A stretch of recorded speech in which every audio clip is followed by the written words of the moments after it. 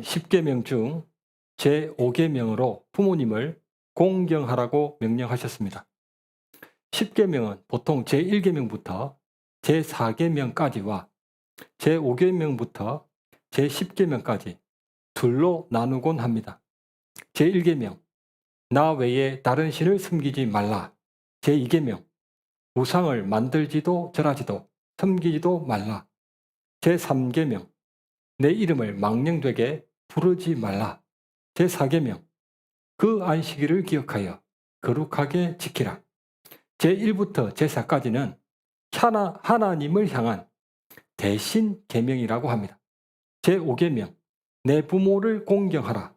제6계명, 살인하지 말라. 제7계명, 간음하지 말라. 제8계명, 도둑질하지 말라. 제9계명, 거짓 증거하지 말라. 제10계명, 내 이웃의 소유를 탐내지 말라. 제5부터 제10까지는 사람을 향한 대인 계명이라고 합니다.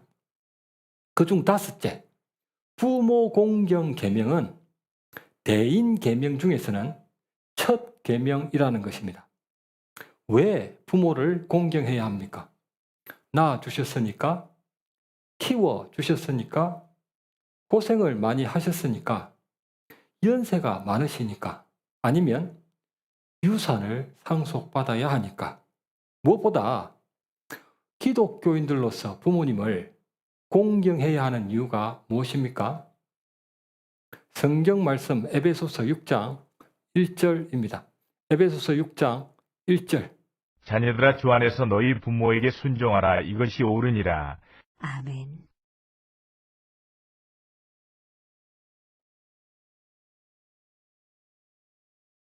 주 안에서 너희 부모에게 순종하라.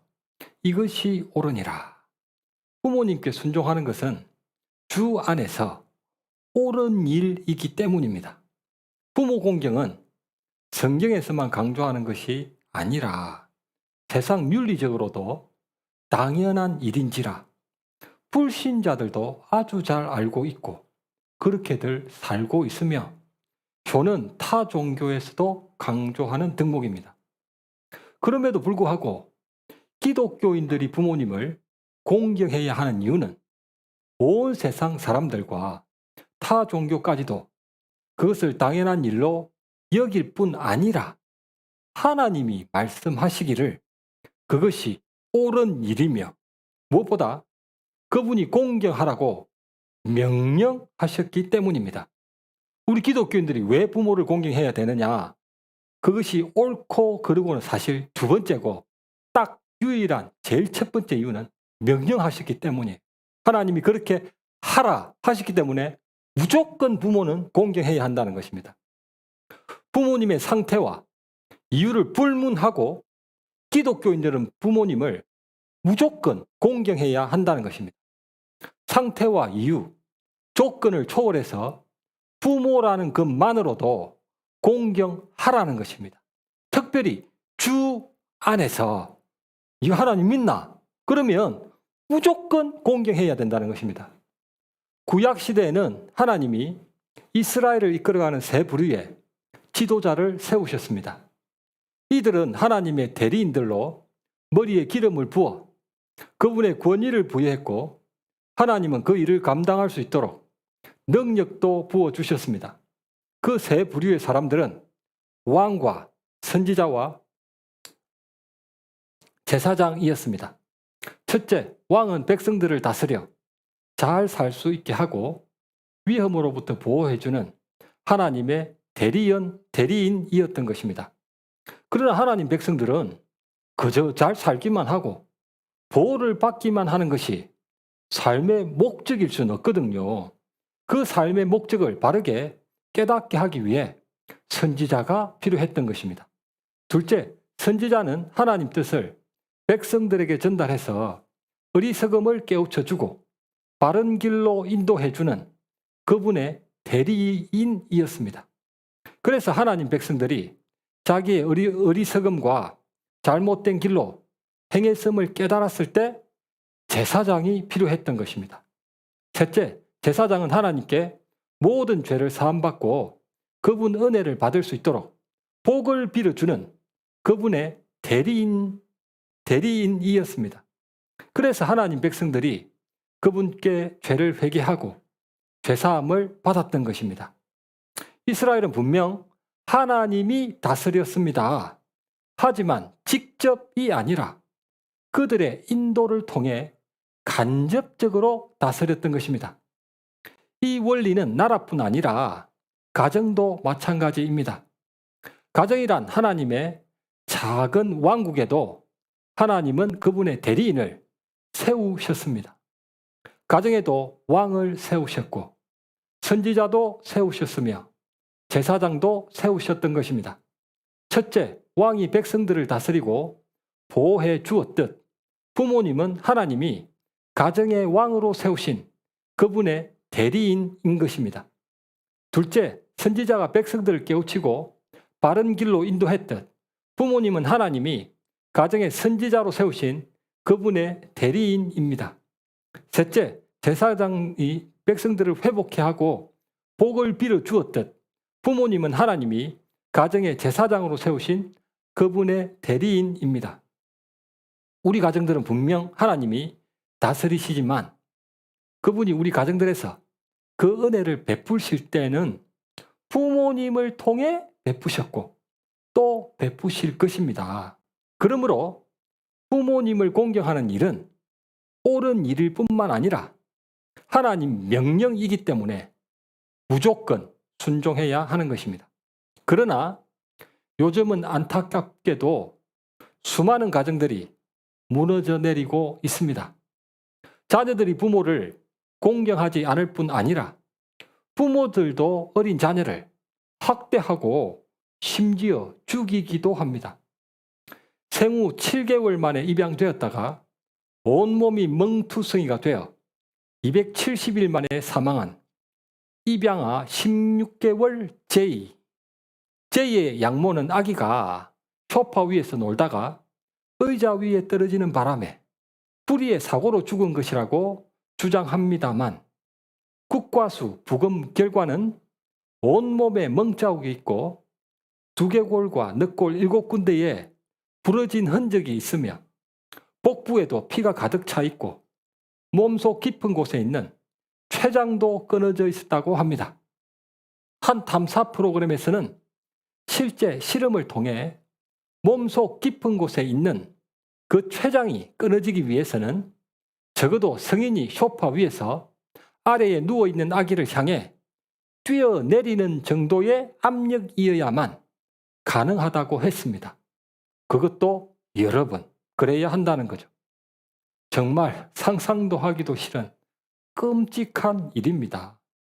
TV에 방영된 제이가 입양 이전에 깔깔거리며 웃는 모습과 제이가 죽기 전날 유치원에서 표정도 없이 어떤 것도 먹지 않는 우울한 그 모습이 동일한 아기였다는 사실은 모든 국민들을 슬프게도 경악하게도 분노하게도 만들었습니다. 왜 입양을 했답니까? 자기 친딸의 여동생을 만들어주기 위해서였다고 합니다. 입양은 자기 친딸이 아닌 아이를 자기 친딸로 받아들이는 것이지 자기 친딸의 여동생을 만들어주는 것이 아닙니다. 16개월 제이 사건은 충격 그 자체였습니다. 또 충격적인 것은 제이의 양모가 유명한 기독교 대학을 졸업했다는 것입니다. 그 탐사 프로그램은 그들을 가리켜 독실한 기독교인 부부라는 말로 시작했습니다.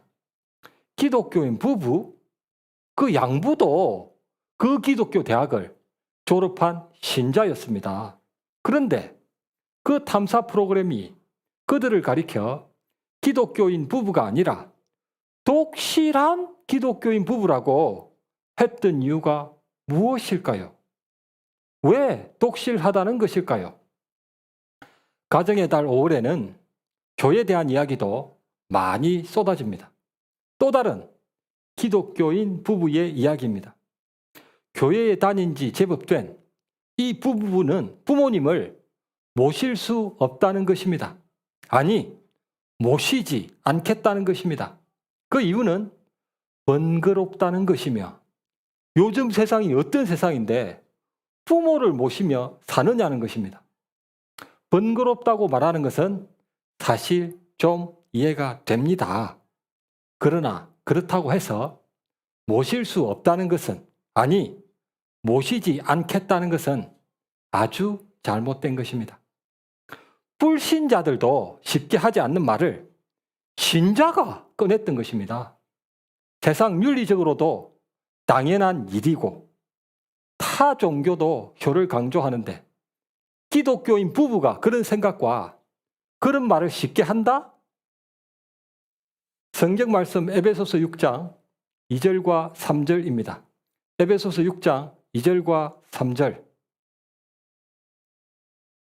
내 아버지와 어머니를 공경하라. 이것은 약속이 있는 첫 계명이니 이로써 내가 잘되고 땅에서 장수하리라. 아멘. 부모님을 공경하라는 제5계명은 약속이 있는 첫 계명입니다. 다른 계명들은 명령만 있는데 특이하게도 이 제5계명은 약속도 있다는 것입니다. 대신 계명 중 하나만 예로 들면 제1계명, 나 외에 다른 신을 섬기지 말라. 약속은 없습니다. 명령만 있다는 것입니다. 대인 계명 중 하나, 제6계명, 살인하지 말라. 역시 약속은 없고 명령만 있다는 것입니다. 그러나 제5계명만큼은 명령과 함께 약속도 있다는 것입니다. 성경 말씀 출애굽기 20장 12절입니다. 출애굽기 20장 12절. 내 부모를 공경하라. 그리하면 내 하나님 여호와가 네게 준 땅에서 내 생명이 길리라. 아멘. 부모를 공경하라는 명령과 함께 여호와가 내게 준 땅에서 내 생명이 길리라 라는 장수한다는 약속도 함께 있는 것입니다. 오늘 본문 에베소서 6장 3절, 내가 잘되고 땅에서 장수하리라. 다른 계명들에는 없는데 제5계명에는 명령과 함께 약속도 있다는 것입니다. 왜 다른 계명들과는 달리 제5계명은 내 생명이 길리라, 긴 생명이라는 장수에 약속도 해준 것일까요? 약속해 주시지 않으셔도 하나님의 명령이기 때문에 세상 모든 사람들은 당연히 무조건 순종해야 합니다. 그럼에도 불구하고 장수의 복을 약속해 주신 것은 그만큼 중요하기 때문일 것입니다. 아마 장수하면서 자신이 뿌린 효도의 씨앗을 열매를 누리며 살아라고 그러시는 것 같습니다. 자신이 부모님을 섬기는 것을 자녀들이 다 보았기 때문에 자신이 부모님을 섬겼듯 그 자녀들도 자신을 섬긴다는 것입니다. 자녀를 부모의 거울이라고도 하지 않습니까? 그래서 장수하면서 그 효도를 누리라는 의미가 아닐까요? 부모님을 공경하면 출애굽기 20장 여호와가 내게 준 땅에서 내 생명이 길리라. 에베소서 6장 내가 잘되고 땅에서 장수하리라.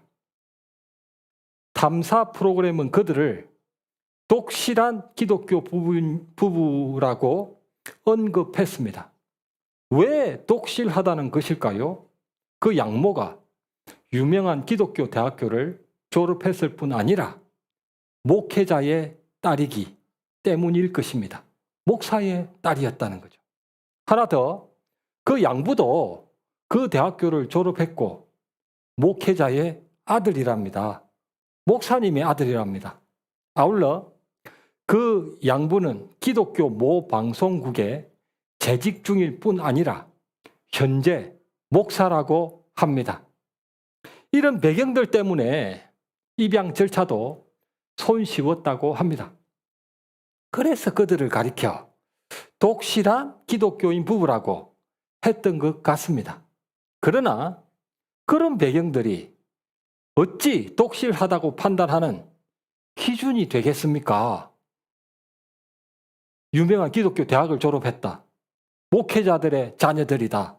현직 목사들이다. 그것만 갖고 독실하다, 독실하지 않다라고 판단할 수는 없는 것입니다. 물론 그렇게 볼 가능성은 아주 많겠죠. 한 생명을 자기 자녀로 받아들이는 위대하고 숭고한 입양을 영적으로 아버지 하나님 마음도 아니고 인간적으로 육신의 부모의 마음조차도 아닌 자기 딸 여동생을 만들어 주겠다는 동기 자체가 아주 어리석었던 것입니다. 하나님은 예수님의 동생들을 만들어 주시려고 우리를 그분 자녀로 받아주신 것이 아닙니다. 부모를 공경하고 모시고 사는 것은 세상 윤리적으로도 당연한 일이고 교는 타 종교에서도 강조합니다.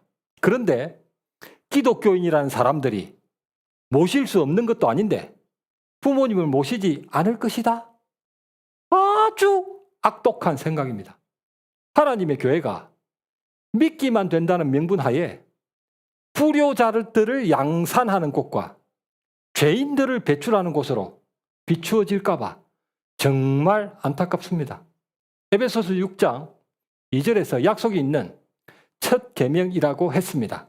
하지만 정확하게는 첫 계명이 아닙니다. 10계명 중에는 약속이 있는 계명이 하나 더 있다는 것입니다. 제2계명입니다. 제5계명은 대인계명 중 약속이 있는 첫 계명이고 제2계명은 대신계명 중 약속이 있는 첫 계명입니다. 이 약속이 있는 두 첫 계명들 사이에는 놀라운 비밀이 있습니다. 제2계명을 살펴보겠습니다. 성경 말씀 출애굽기 20장 4절부터 6절.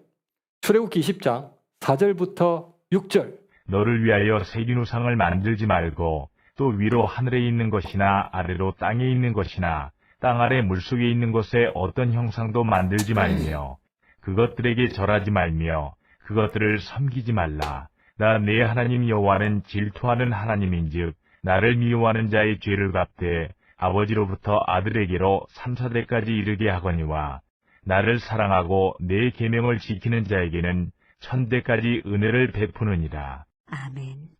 우상을 만들지도 절하지도 섬기지도 말라는 명령이죠. 섬기지 말라. 명령과 함께 나를 미워하는 자의 죄를 갚되 아버지로부터 아들에게로 3, 4대까지 이르게 하거니와 나를 사랑하고 내 계명을 지키는 자에게는 1000대까지 은혜를 베푸신다는 약속도 있습니다. 성경에서 한 세대는 40년으로 1000대는 4만 년입니다. 4만 년. 굉장히 긴 시간이죠. 그런데 1000대까지 은혜를 베푸신다? 1000대가 아니라 1000년도 지켜볼 수도 없고 1000년이 아니라 10대, 40년도 지켜볼 수 없습니다. 천지창조가 주전 4000년 정도에 있었음을 감안한다면 아직 7000년도 되지 않았습니다. 창조 이래로 지구가 생긴 이래로 7000년도 되지 않았다는 거예요. 그런데 4만 년이라는 약속의 성취는 볼 수도 없을 뿐더러 경험한 사람도 아무도 없습니다. 왜 하나님은 우리에게 1000대라는 4만 년, 그 엄청난 기간을 약속하셨던 것일까요? 4만 1년째부터는 은혜를 거두시겠다는 뜻입니까? 이 1000대는 문자적인 4만 년이라기보다는 굉장히 긴 시간, 영원하다는 의미인 것입니다. 제2계명을 정리하겠습니다. 우상을 만들지도 절하지도 섬기지도 말라는 명령은 한마디로 하나님을 경외하면입니다. 하나님을 경외하면 굉장히 긴 영원한 은혜를 받는다는 것입니다. 기독교인들의 착각은 구원을 천국에 가는 것이라고 생각하고 구원을 영생하는 것이라고 착각하며 구원을 금길과 각종 보석들로 꾸며진 초호화 황금성에 가는 걸로 오해하고 있습니다. 그것은 착각이라는 거죠. 구원은 언약입니다. 언약.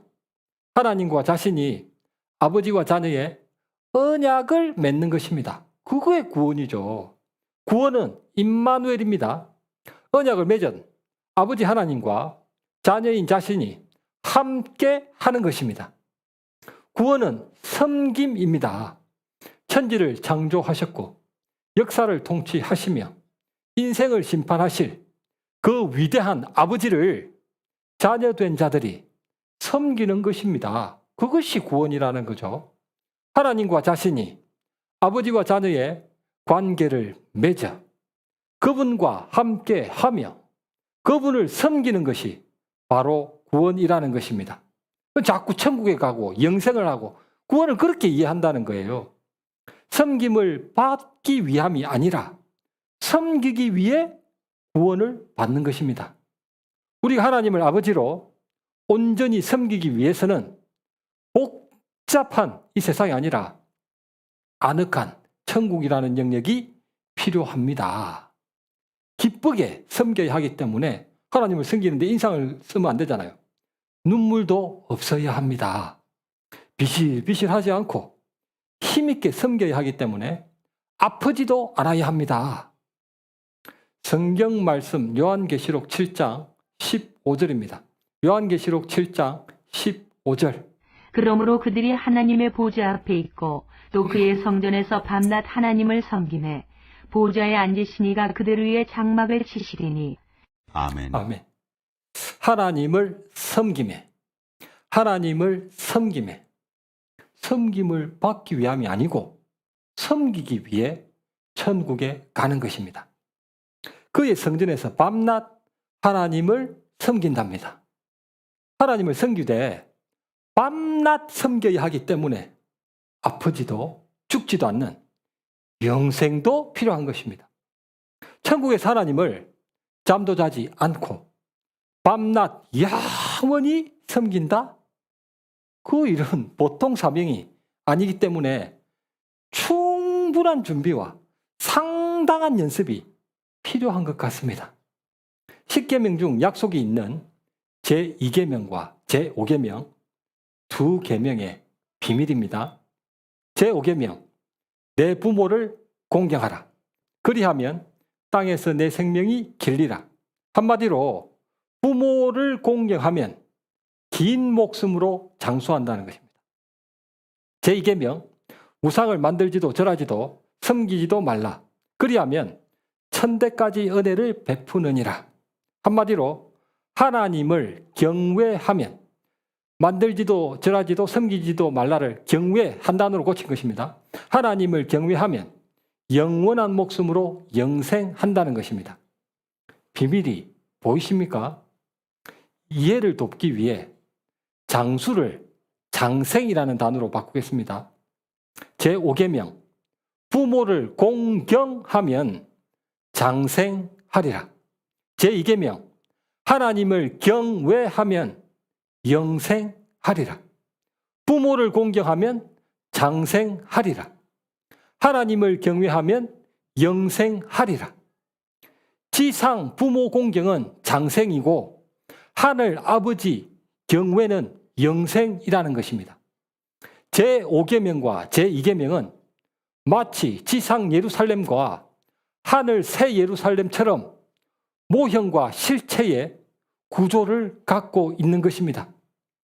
하나님을 밤낮 영원히 섬기는 일은 보통 사명이 아니거든요. 밤낮이랍니다. 잠도 못 자요. 보통 사명이 아니잖아요. 영원히 섬겨야 되니까. 그래서 우리가 이 땅에서 해야 할 준비와 연습이 있는데 그게 바로 뭐냐? 부모님 공경이라는 것입니다. 그래서 하나님은 가정의 부모님을 그분의 대리인으로 세워주신 것입니다. 천국에 가면 밤낮 영원히 그분을 섬겨야 되거든요. 그게 너무 보통 일이 아니니까 이 땅에서 연습을 많이 하고 오라는 것입니다. 연습을 많이. 그 연습을 잘하게 하기 위해서 아버지 하나님이 우리에게 아버지와 어머니라는 부모님을 주셨던 것입니다. 한국에서 유괴 부모님을 잘 모시는 연습을 많이 해야 천국에서도 영의 아버지를 잘 모실 수 있는 것입니다. 근데 한국에서 개떡같이 모신다. 어떻게 천국에서 모셔요? 거기는 밤낮 영원히 모셔야 되는데. 그런데 눈에 보이는 부모님도 잘 섬기지 않는 사람이 눈에 보이지 않는 아버지 하나님을 잘 섬긴다? 이 땅의 부모님은 아무리 길어봤자 몇십 년입니다. 몇십 년. 그런데 모실 수 없는 것도 아님에도 모시지 않을 것이다. 그렇다면 밤낮 섬겨야 하고 영원히 섬겨야 할 하나님 아버지를 어떻게 잘 모시겠습니까? 몇십 년도 안 되는데 잘 모실 리가 없는 것입니다. 정말 두려운 것은 제5계명과 제2계명이 모형과 실체인 구조인 그 비밀을 감안한다면 모실 수 없는 것도 아닌데 부모님을 모시지 않을 것이다. 그런 사람들은 하나님을 영원히 모실 일이 아예 없을지도 모른다는 것입니다. 모실 수 없는 것도 아닌데 모시지 않겠다는 사람이 믿기만 하면 된다는 명분하에 천국에 갈 수 있을까요? 우리 하나님은 불효자들을 양산하시는 조직폭력 대부십니까? 마태복음 7장 18절 좋은 나무가 나쁜 열매를 맺을 수 없고 못된 나무가 아름다운 열매를 맺을 수 없느니라. 야고보서 2장 17절 행함이 없는 믿음은 그 자체가 죽은 것이라. 하나님을 믿는다는 사람들이 아이를 학대하고 부모를 모시지 않겠다는 것은 너무 심각한 것입니다. 그 상태가 정말 하나님을 믿는 것일까요? 그게 하나님의 은혜를 아는 상태인 걸까요? 에베소서 6장 1절 주 안에서 너희 부모에게 순종하라. 이것이 옳으니라. 부모님은 주 안에서 영적인 아버지를 깨닫고 알아가게 하는 통로로도 우리에게 주신 것입니다.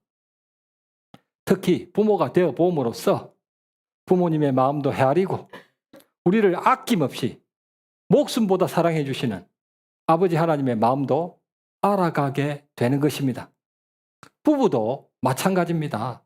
예수님과 교회, 신랑과 신부의 관계를 우리에게 깨우치게 하는 것이 또 부부의 관계죠. 여러분들은 부모님을 통해, 배우자를 통해, 자녀들을 통해 하나님의 사랑을 알아가며 살아가고 있습니까? 아니라고요. 그렇다면 정말 안타깝습니다. 그 반대로 여러분들은 부모님에게, 배우자에게, 자녀들에게 하나님의 사랑을 깨닫게 하며 살고 있습니까? 아니라고요. 즉시 회개하셔야 합니다. 말씀을 맺겠습니다. 드라마에서 임종을 앞둔 사람이 가족들 앞에서 마지막 숨을 몰아쉬며 미안하다, 고맙다, 사랑한다 라고 말하곤 숨을 거둡니다.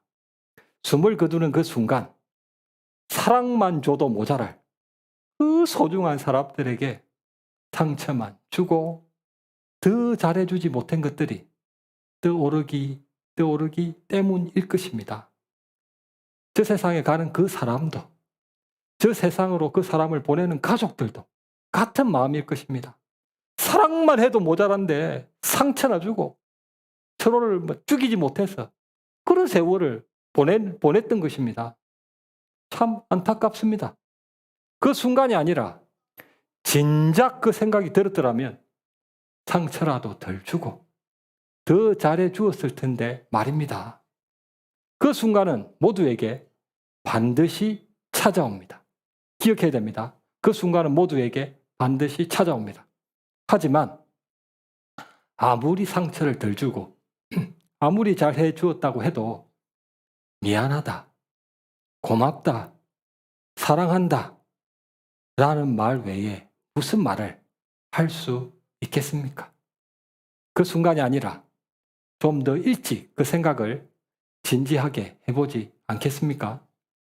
당신이 참으로 사랑하는 가족들과 당신을 참으로 사랑하는 가족들에게, 세상에서 가장 소중한 이들에게 더 이상 후회할 일들을 만드시지 않았으면 좋겠습니다.